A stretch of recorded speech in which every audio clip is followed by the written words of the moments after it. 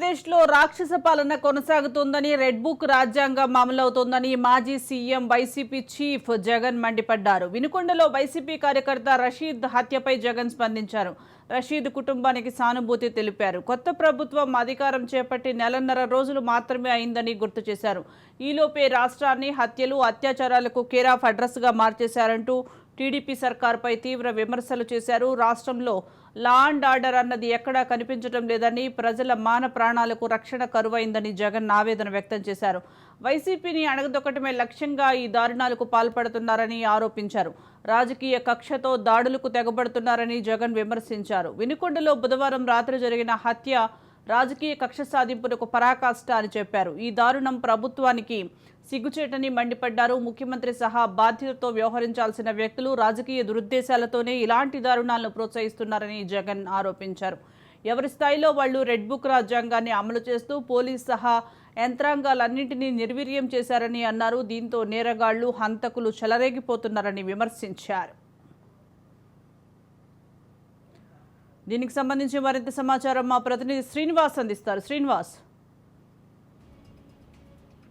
AP మాజీ ముఖ్యమంత్రి YCP అధినేత జగన్మోహన్ రెడ్డి బెంగళూరు నుంచి కొద్దిసేపటికి అమరావతికి చేరుకున్నారు. అయితే ఉండవల్లి తన నివాసానికి వెళ్లారు. ఓ పక్క నుంచి ఎక్కడైతే నిన్న వినుకొండలో జరిగిన రషీద్ హత్య ఏదైతే ఉందో దాని మీద మన కుటుంబానికి సానుభూతి తెలిపారు. సానుభూతి తెలపడమే కాకుండా ఆ హత్యకు సంబంధించిన స్పందించారు.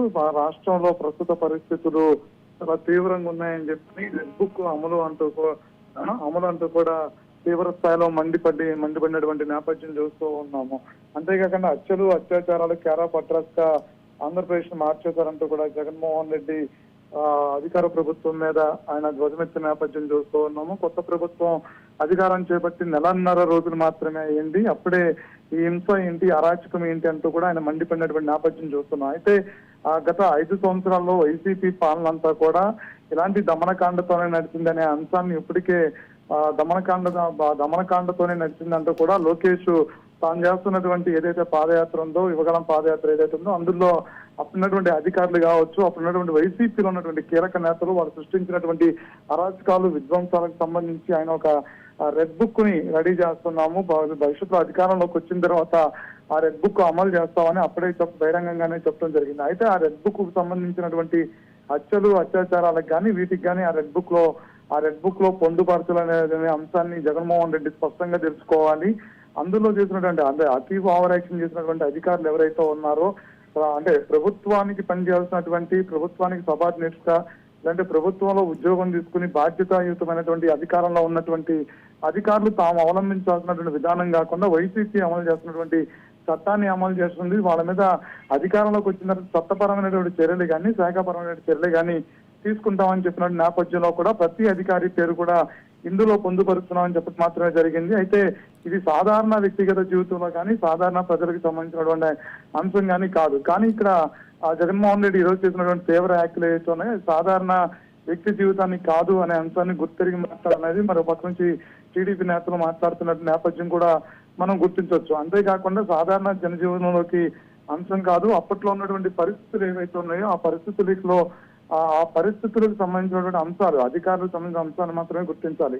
అయితే ఇక్కడ జరిగినటువంటి హత్య, దమనకాండలు ఏవైతే ఉన్నాయో అవన్నీ కూడా అంటే వైసీపీ వెర్షన్ టీడీపీ అధికారంలోకి వచ్చిన తర్వాత హింస, దమనకాండ అని చెప్తున్న నేపథ్యంలో కూడా అయితే వైసీపీలో ఉన్నటువంటి నేతలు, వైసీపీలో ఉన్నటువంటి కార్యకర్తలు, గతంలో వైసీపీలో పనిచేసినటువంటి నేతలు మాత్రమే ఆ దాడులకు పాల్పడుతున్నారు. హత్యలు, అత్యాచారాలు చేసి రాష్ట్రాన్ని అతలాకుతలం చేసేటువంటి ప్రయత్నం చేస్తాను మరో పక్క నుంచి ప్రభుత్వం చెప్తున్నటువంటి నేపథ్యం ఏదైనప్పుడు కూడా జగన్మోహన్ రెడ్డి మరొకసారి ఆ బెంగళూరు పర్యటనని అర్ధాంతరంగా మధ్యలో ముగించుకుని తిరిగి అమరావతి చేరుకున్నారు. అయితే అమరావతి నుంచి ఆయన దీని మీద స్పందించడం కూడా చూసాము. అయితే ఇప్పుడు ఆయన రషీద్ కుటుంబానికి సానుభూతి తెలిపారు. అంతేకాకుండా ఆ కుటుంబాన్ని పరామర్శిస్తామని చెప్పారు. దీని మీద తీవ్రంగా పరిగణిస్తామని చెప్పారు. ఇప్పటికే దానికి సంబంధించిన పోలీసు వర్షన్ కూడా ఇప్పటికే రివ్యూ చేయడం జరిగింది. ఇది వ్యక్తిగత కక్షలతో, పాత కక్షలతో జరిగిన దాడి తప్ప దీనికి రాజకీయాలకు సంబంధం లేదని చెప్పని పోలీసు తాము విచారణలో తెలిసినటువంటి,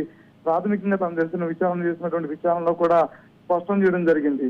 సో దీన్ని రానున్న రోజుల్లో దీన్ని ముందుకు ఎలా తీసుకెళ్తారు జగన్మోహన్ రెడ్డి, అయితే ఇక్కడ ప్రభుత్వం డిఫెన్స్ ఎలా చేసుకుంటుంది అనేది వేసి చూడాల్సిన పరిస్థితిగా కూడా ఉంది. Right, thank you Srinivas.